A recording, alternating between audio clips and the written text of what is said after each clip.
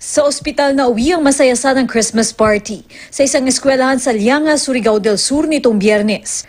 Pagkatapos kasi kumain, mahigit 130 estudyante ang nagreklamo ng pagsusuka, pananakit ng tiyan, pagtatae at pagkahilo.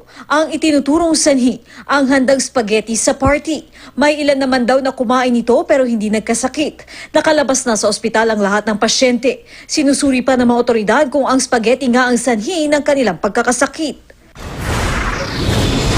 Sa General Santos City, namatay ang 34 anyos na si Marilyn Maa dahil sa hinihinalang rabies. Ayon sa kanyang kaanak, nakagat si Marilyn ng kanyang alagang aso noong nakaraang buwan.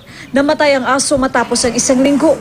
Nitong linggo, nagwala si Maang nadilat daw ang mata, kaya dinala sa ospital. Kinabukasan, bumula na ang kanyang bibig at namatay.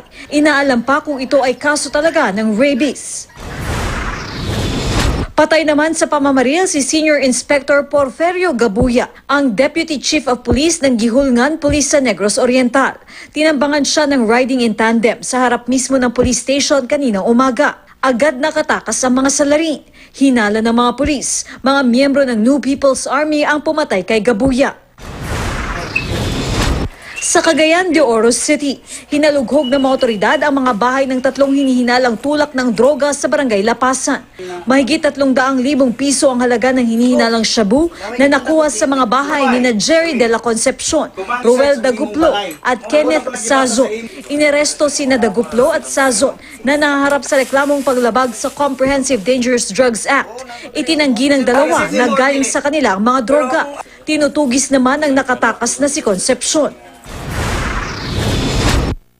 Inaresto naman sa Cebu City ang beauty queen na si Terry Colmenares na sangkot umano sa pagtutulak ng droga.